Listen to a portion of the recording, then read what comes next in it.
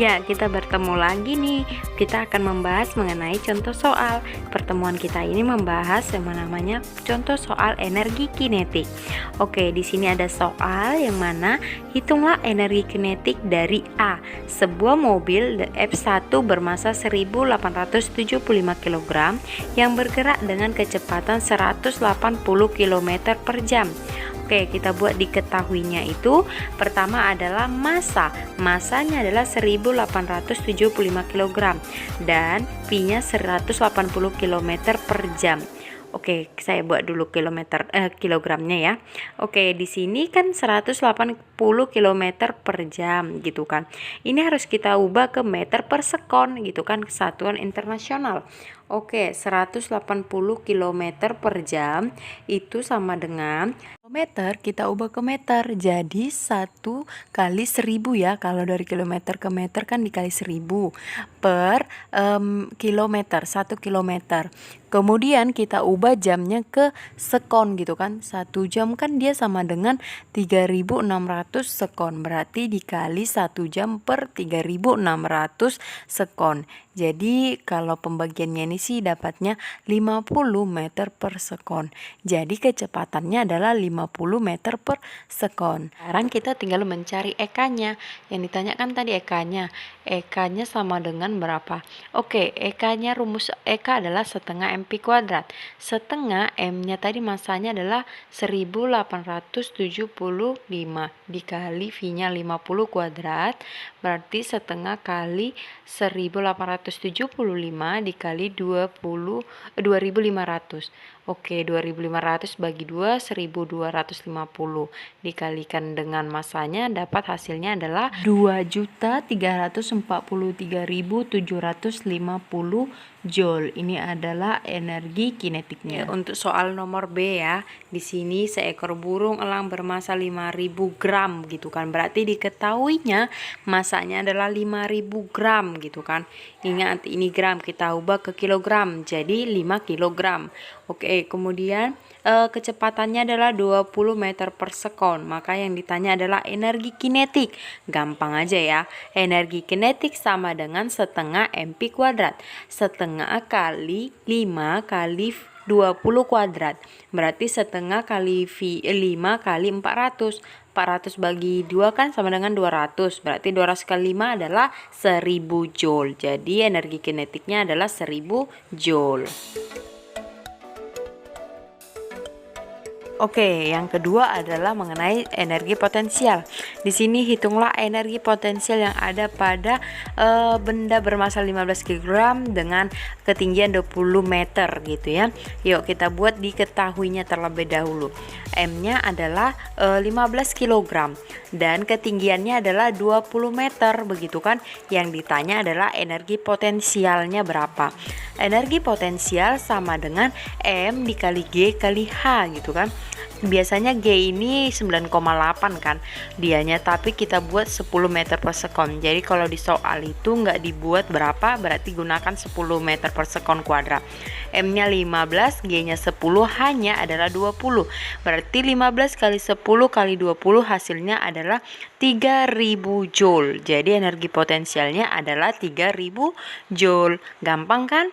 Oke, kita buat yang B-nya. Ya, yang B-nya diketahuinya adalah masanya 750 gram. Kita ubah ke gram, berarti kita bagi 1000. Jadi hasilnya adalah 0,75 kg. Dan ketinggiannya adalah 3 meter gitu ya. Kemudian gravitasinya kita gunakan 10 meter per sekon kuadrat gitu ya. Ditanya adalah energi potensialnya. Gampang sekali ya, kita gunakan energi potensial sama dengan MGH gitu ya. Kemudian M-nya adalah 0,75 dikali 10, hanya adalah 3.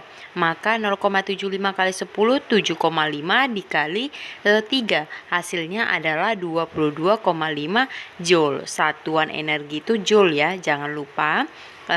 Jadi kalau ada soal gram harus kamu ubah ke kilogram, harus kamu ubah ke satuan internasional. Oke, di sini ada soal lagi, kita kerjakan ya. Sebuah benda berada di ketinggian 6 meter. Jika energi potensialnya adalah 150 joule, berapakah massa benda tersebut? Berarti buat dulu diketahuinya apa? Ya, diketahuinya ada energi potensial yaitu 150 joule. Berarti EP-nya sama dengan 150 joule.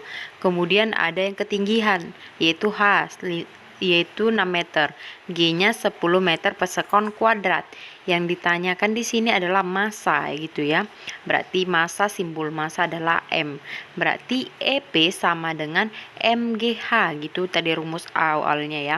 Berarti EP-nya udah ada yaitu 150 joule dan M-nya itu yang mau kita cari, G-nya 10 hanya adalah 6 meter. Bisa kita perkecil jadi 15 sama dengan M dikali 6. Maka 6M sama dengan 15, M sama dengan 15 per 6. Berarti M adalah 2,5 kg. Ini dia hasilnya ya. Jadi bisa mencari ketinggian dan bisa mencari massa menggunakan energi potensial. Oke, kita lanjut untuk contoh soal mengenai energi mekanik.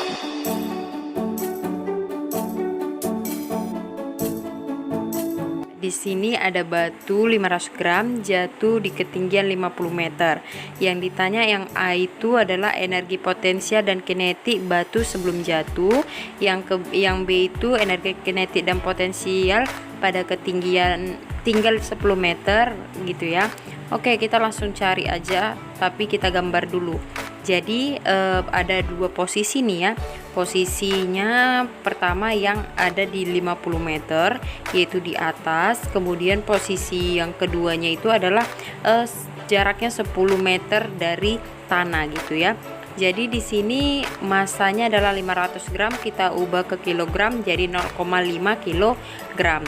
Oke. Di sini kan kalau di atas ini kan energi kinetiknya itu sama dengan dan energi potensialnya ada. Energi kinetiknya itu kan karena ada di atas dan dia belum bergerak sama dengan 0 karena kecepatannya 0, maka energi kinetiknya adalah 0.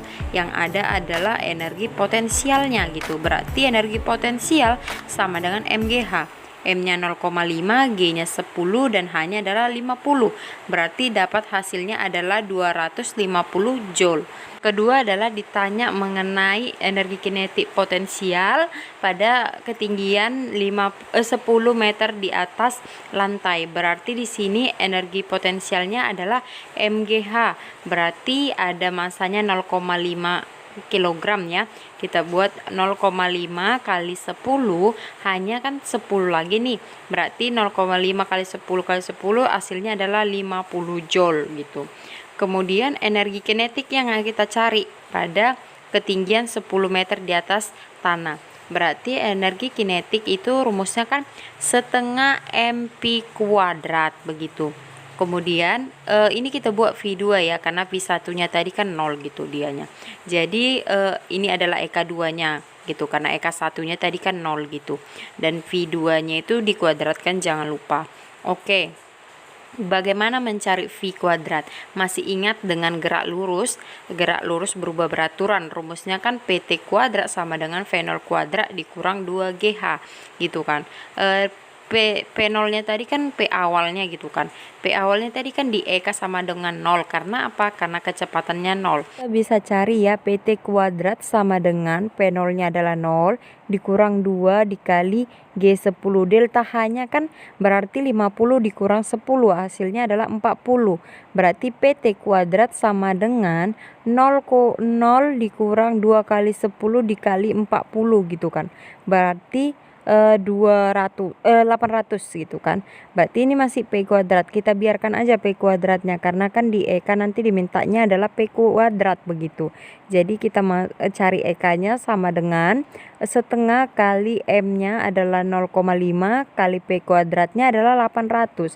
2 dengan 800 kan bisa kita kecil jadi 400. 400 kali 0,5 hasilnya adalah 200 joule. Ini adalah EK keduanya. Berarti EK keduanya 200 joule, EP keduanya itu adalah 50 joule. Berarti di sini kan yang C ditanya tunjukkan bahwa hukum kekekalan energi berlaku. Berarti hukum kekekalan energi kan energi mekanik 1 sama dengan energi mekanik 2 sama dengan EP1 ditambah EK1 sama dengan EP2 ditambah EK2. EP1 250, EK1 sama dengan 0, EP2 sama dengan 50, EK2 sama dengan 200. Berarti 250 sama dengan 250.